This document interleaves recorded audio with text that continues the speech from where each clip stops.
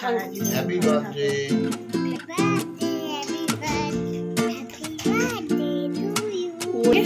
ও বাবা, ওরে এবার ও বাবা ও।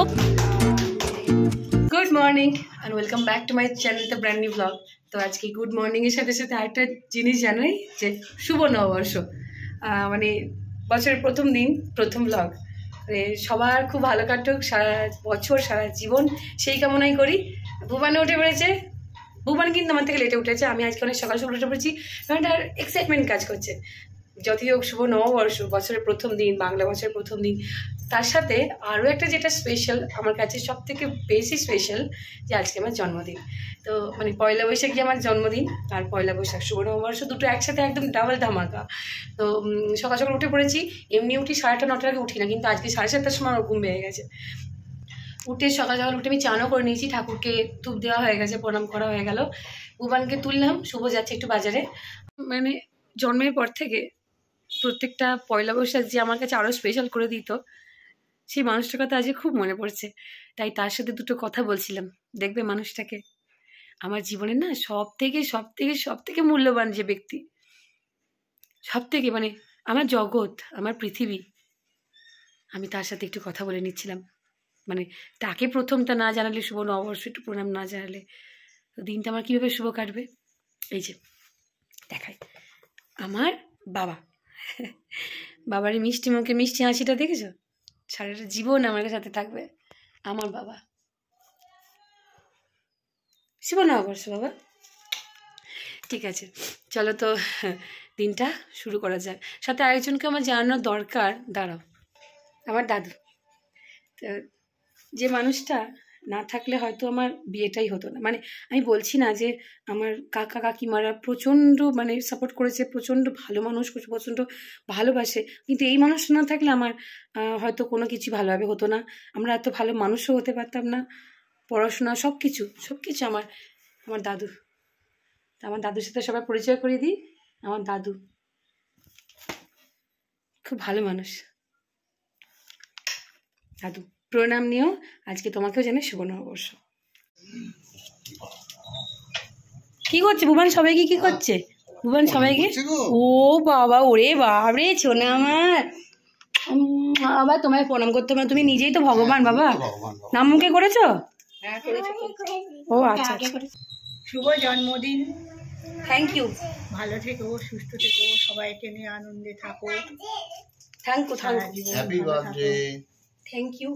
আরে এটা ক্যামেরা অন ক্যামেরা হচ্ছে, অফ ক্যামেরা সব হয়ে গেছে বলা, এটা অন ক্যামেরা ঢং করার জন্য হচ্ছে।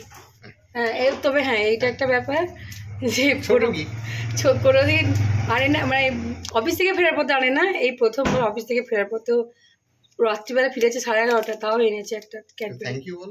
Thank you, thank you. উমান মাকে হ্যাপি বার্থডে বলে দাও না, কোনো ওকে অফ ক্যামেরা বলেছে হ্যাপি বার্থডে, অন ক্যামেরা বলতে চাইছে না। হ্যাপি বার্থডে বলো, নালে দেবো না। এই যে ক্যাডবেরি খাচ্ছি আজ। দারুণ। খাবি? তাহলে বল হ্যাপি বার্থডে বল। ওরে বাবা রে। আচ্ছা শুভ নববর্ষ বলে দাও সবাইকে। তাহলে ক্যাডবেরি দেবো না। শুভ নববর্ষ। তোমাকেও শুভ নববর্ষ বেটু। 11:47 ট্রেন, কিন্তু আমাদের আর হলো না, সময় হয়ে উঠলো না, যে কারণে আমরা পরের ট্রেনটা যাব। তা আমি ফুল রেডি হয়ে গেছি, এরকম একটা শাড়ি পরেছি। তো প্রতি বছর মানে কেক কাটিংটা আমি কুর্তি পরেই করি, বাবার দেওয়া মানে আমার শ্বশুরমশাই দেওয়া কুর্তি পরে বা জামা পরে। কিন্তু এবারে ব্যাপারটা হচ্ছে অন্যরকম। এবারে আমরা বাইরে গিয়ে একটু খাওয়া দাওয়া করতে যাচ্ছি, কেননা বাড়িতে রান্নাবান্না কোথায় করবো সেটাই ঠিকঠাক হচ্ছে না, কোনো সময় এখানে তো কোনো সময় ওখানে। তো যে কারণে মামনি বলে এবছরটা বাড়িতে খাওয়া দাওয়াটা, নাহলে আমাদের সবাইরই বাড়িতেই খাওয়া দাওয়াটা হয়, কিন্তু এবছরটা একটু অন্যরকম হচ্ছে। তো যাওয়ার কথা আছে আমার, শুভর, ভুবনের আর বুবুর, কিন্তু বুবু ঠাকুরতলায় পুজো করতে গেছে। আমি জানি না কখন আসবে, ও যদি আসতে পারে তো আমাদের সাথে জয়েন করবে, নাহলে ওর মানে আমরা খাওয়া দাওয়া নিয়ে চলে আসবো। তো না দেরি করে প্রথমে আগে যেটা যাবো সেটা হচ্ছে ঠাকুরতলায় প্রণাম করেছি আমাদের নারায়ণ মন্দিরে, এবার যাবো মায়ের তলায়, মা সিদ্ধেশ্বরী মায়ের কাছে, সেখানে গিয়ে একটু প্রণাম করে তারপর আমরা রওনা দেবো। রেডি, ভুবন ছোনা ছোনা করে রেডি হয়ে গেছে, একটা খুব কমফোর্টেবল একটা মানে ড্রেস পরে, যেটা হচ্ছে গেঞ্জি। আর আমার গেঞ্জি খুব পছন্দ, বুবানের জন্য আমার গেঞ্জি খুব পছন্দ। আর বুবানের বাবা ওইখানে রেডি হয়ে আছে। বুবানের বাবাকে বলেছি দুটো ফটো তুলে দিতে। বাবা, ও বুবানের বাবা, ওই ফটো তুলে দেবে তো? চলো চলো চলো। বুবান, বুবান মাসিতে বলছো, ওই মাসিতে শুনি প্রণাম করো, জোরাত করে প্রণাম করো। মায়ের মন্দিরে গিয়ে মাকে দর্শন করে ধূপবাতি জ্বালিয়ে প্রণাম জানালাম। দিয়ে পয়লা বৈশাখে প্রথম দিনটা মানে নববর্ষের সূচনাটা হলো মায়ের মুখ দেখে। তো যাই হোক আমরা রওনা দিলাম স্টেশনের উদ্দেশ্যে। আর বউকে মানে আমার দেওয়ার ওখানে পুজো করছিল, তাকেও বললাম যে অবশ্যই সুযোগ হলে যেও, কিন্তু আনফর্চুনেটলি তার সুযোগ সময় দুটোই হয়নি, তো যে কারণে আসতে পারিনি। তো কথা বলতে বলতে পৌঁছে গেলাম আমি বর্ধমান স্টেশন। ভুবান, ভুবান টাকা কোথায় চেপেছিস? রিক্সায়, মনে আছে ওর রিক্সা। তো সেখান থেকে চলে গেলাম প্রথমে একটা পাঞ্জাবির দোকানে। পাঞ্জাবি দোকানে গিয়ে শুভ তো একটা পাঞ্জাবি নিল যেটা বউর গায়ে হলুদেও পরবে, তার সাথে বুবানেরও গায়ে হলুদে পাঞ্জাবিটা আমি নিয়েই নিলাম। সাথে শুভ আরও একটা পাঞ্জাবি নিল যেটা আমাদের দুজনেরই খুব পছন্দ হয়েছে। এই পাঞ্জাবিটা এটা খুব পছন্দ হয়েছে দুজনের, বেশ খুব খুব সুতির, খুব নরম, তো যে কারণে ওইটাও নিল। তারপরে চলে গেলাম আমার জন্য একটা কুর্তি নিতে আর একটা নাইট ড্রেস নিতে। তো কুর্তি আর নাইট ড্রেস দুটোই নিয়ে নেওয়ার পরেতে আমরা এবার চলে গেলাম খাওয়া দাওয়ার উদ্দেশ্যে। তো আমার কেনাকাটি করে শুভর ভুবনে সব কিছু নিয়ে এবার চলে এসেছি আমরা খেতে। এসছি ক্যান্টিন সি3তে। শুভ দেখতে গেছে ওখানে জায়গা আছে কি না, না থাকলে এখন সি2তে যাবো। সি2 আছে, ও চল, ও চল আসতে, চল সি2তে জায়গা আছে, চল।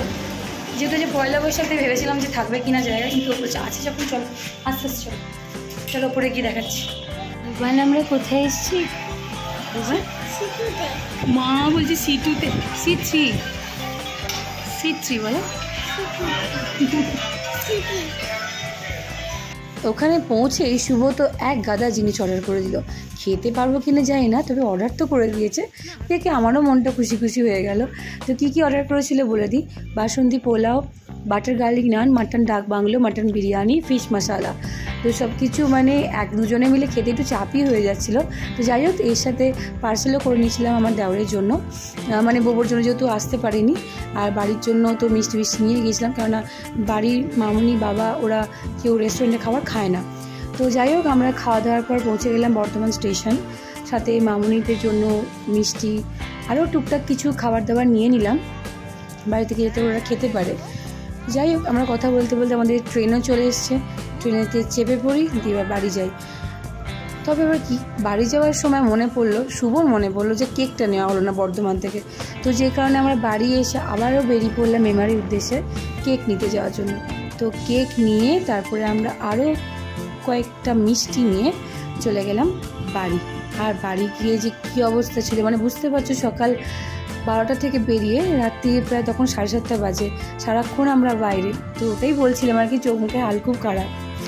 আর এদিকে যা যা কিনেছি সেগুলো মামুনিকে দেখালাম, মামুনি বললো সব কটাই ভালো হয়েছে। তো আমি সন্ধ্যাবেলা মানে যেটা এই ড্রেসটা আর কি আমি কিনে আনলাম, যেটা বর্ধমান থেকে কিনে আনলাম, সেটাই পরে নিয়েছি। কেননা প্রতি বছর আমি নতুন ড্রেস পরে একটা কেক কাটিং করি, তো এবার এটা পরেছি। তো যাই হোক শুভ এই মাত্র মানে আমরা দুজনেই ফিরলাম, তো ফিরেই আর কোনো কিছু করা সম্ভব হয়ে ওঠেনি, সময় হয়ে ওঠেনি মোট কথা। তো যে কারণে এই যে ও বললো পুতুলগুলো নিয়ে এসো, ওইটাই মানে সামনে রাখা হবে, তাহলে ভালো লাগবে অন্তত দেখতে। হ্যাঁ ঠিক আছে। তো এখন ওয়েট করে আছি বাড়ি বাকিদের জন্য, তারা আসুক, আসলেই কেক কাটিং সেরিমনিটা স্টার্ট হয়ে যাবে। আর মামুনি নিচে আমার জন্য পায়েস করে রেখেছে, ওবেলা সেটা খাওয়া হয়নি, আমি রাত্রিবেলা খাবো। মামুনিকে বলে দিয়েছি আমি কিচ্ছু খাবো না, যা এত পয়লা বৈশাখের জন্য নতুন খাতায় এত মিষ্টির প্যাকেট পেয়েছি, বাড়িতে প্রায় 15 থেকে 16টা শুধু মিষ্টির প্যাকেট পয়লা বৈশাখের জন্য, নতুন খাতার মিষ্টির প্যাকেট। তো তারপরে তো শুভ মিষ্টি কিনেও এনেছে বাড়ির জন্য, 2 রকম মিষ্টি। তো মিষ্টি মানে আমি তো মিষ্টি প্রেমী খুবই, যারা আমাকে পার্সোনালি চেনো তারা সবাই জানো যে আমি মিষ্টি খেতে কতটা ভালোবাসি। যাই হোক মিষ্টি খেয়ে আমার পেট পড়ে যাবে। আর মামুনি তো করেছে পায়েস, তো এই কেক পায়েস মিষ্টি এসব কি পেট পড়ে যাবে, আমি আর কিছু খাচ্ছি না রাত্রে। তো আপাতত ওয়েট করে আছি বাড়ির বাকিদের জন্য। কেকটা খোলো দেখি। এই কেকটা কোনোদিন আমরা খাই মানে ট্রাই করিনি বলে, সবসময় আমরা চকলেট কেক খেয়েছি, এইটা একটু মানে চকলেট ফ্লেভার, কফি ফ্লেভার আর কি, তাই তো? আস্তে আস্তে কফি না, ও লিখেও দিয়েছে হ্যাপি বার্থডে রানী। আচ্ছা এইগুলোকে খোলো, এইগুলোকে খোলো, বুবান এখনো কেকটা দেখেনি আমি, দেখলে কিন্তু আমি ওকে কোলে নিয়ে কেক কাটতে পারবো না, সামলাতে পারবো না, পুরো মুখটা কেকে গুঁজে দেবে। কেক খোর চলে এসছে, কখন কেক কাটবে সেটার জন্য। ঠান্ডা শীতকাল করলে তুমি ডাক্তারকে জিজ্ঞেস করো।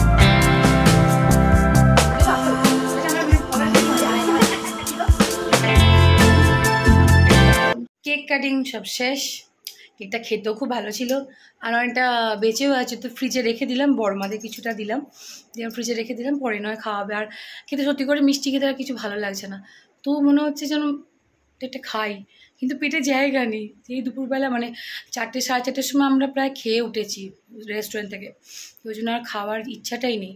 যাই হোক, তো আজকে মানে ভালোভাবেই কেটেছে, তবে সকালের থেকে আমার সন্ধ্যাটা বেশি ভালো কাটলো, কেননা আমরা সবাই একসাথে ছিলাম, আর আমার এই একসাথে থাকা ব্যাপারটা খুব ভালো লাগে। তো সন্ধ্যেবেলাটা খুব ভালো কাটলো সবার সাথে। আমি এরকমই চাই যে সবাই মিলে একসাথে হই হুল্লোড় করে বা যতটুকু আনন্দ করে পারা যায় একসাথে করি, এটা আমার খুব ভালো লাগে, সেটা করলাম। তো তোমাদের বলছি না, প্রথমেই বলেছি তোমাদের অনেকে আমাকে আশীর্বাদ করেছো, ভালোবাসা জানিয়েছো, শুভেচ্ছা জানিয়েছো, তাদের সকলকে আমি ধন্যবাদ জানাই, প্রণাম জানাই, অনেক ভালোবাসা জানাই। তো আজকে এইটুকুতেই আমি এইটুকু ঠিক নয়, সারাদিনটা অনেকটা বড় ছিল, সকালটা বেশ অন্যরকম কাটলো, মানে বিকালটা আমি শুভ বুবান মানে সবাই মিলে গেলে সে আরও ভালো কাটতো, কিন্তু না ভালোই কেটেছে, খারাপ কাটেনি। আর সন্ধ্যেটা আরও বেশি ভালো কাটলো সবার সাথে একসাথে থেকে।